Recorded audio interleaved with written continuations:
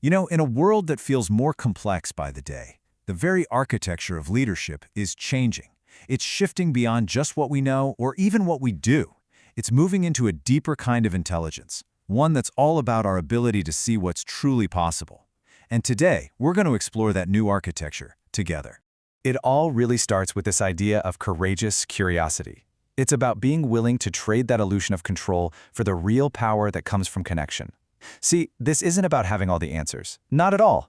It's about having the courage to ask the right questions, and that always begins with ourselves. So the ground beneath our feet is definitely shifting. And for anyone in a leadership role, that shift is creating a new and, frankly, urgent imperative. For decades, leadership was really built on a fear-based model, right? It was performance-driven, it relied on your title, your authority, and the comfort that comes with feeling certain.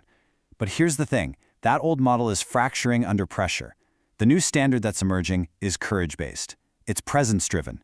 It trades control for conscious inquiry and positional authority for real relational influence. This model doesn't just survive uncertainty, it actually thrives in it. Now, this shift we're talking about, it's not just a change in style. It's really the activation of a new and, I think, much higher value intelligence for leaders. Just think about how leadership has evolved. It used to be defined by knowing more, having the most expertise. Then, the focus shifted to doing more, driving action and execution. But today, the most critical skill, the real game changer, is the ability to see more. To see the people, to see the hidden potential, and to see the possibilities that everyone else is missing. And this is where we need to talk about gratitude, but probably not in the way you're used to thinking about it. We're not talking about a fleeting feeling here. We're redefining it as a strategic soft skill. It is the very lens of awareness that allows a leader to see more. It's the capacity to see and acknowledge the greatness that's already in the room, and then use that recognition to fuel everything that really matters: engagement, collaboration, and genuine innovation. Okay, so this brings us to the really crucial question. How do we take this from a powerful idea and turn it into a disciplined practice? How do we actually operationalize it? Well, we build this competency across 3 distinct dimensions. It has to start at the personal level, with presence, the foundational practice of just showing up fully engaged and observant. From there, it becomes relational, through acknowledgment, the simple but incredibly powerful act of giving credit where it's due. And finally, it becomes systemic, when we build an infrastructure of recognition right into the cultural fabric of the organization.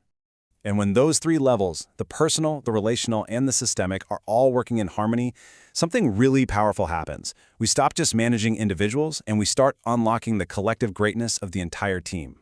So here's how practical this can get. The Greatness in the Room framework gives us 5 core behaviors. It all begins with your presence.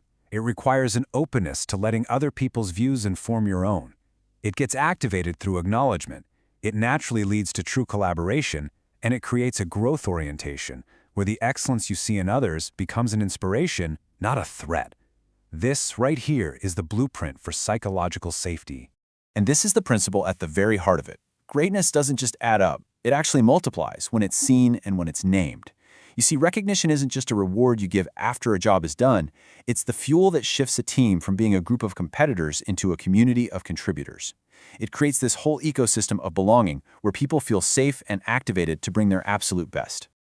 So let's zoom out for a moment and see how these practices come together to create a blueprint for transforming an entire organizational culture. This table just illustrates the systemic shifts so perfectly. In a courage-based culture, transparency replaces secrecy. Vulnerability, that courage to be present instead of perfect, replaces just performing. And authenticity replaces that exhausting, endless pursuit of perfectionism. These aren't just feel-good values you put on a wall. They become the new operational standards that allow a culture of gratitude to really take root and flourish. So, we end here. And this isn't a prescription, it's an invitation.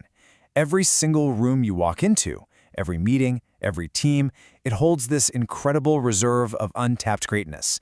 The only question that really matters is a personal one. Are you, as the leader, ready to see it? Because when you are, that's where true leadership begins.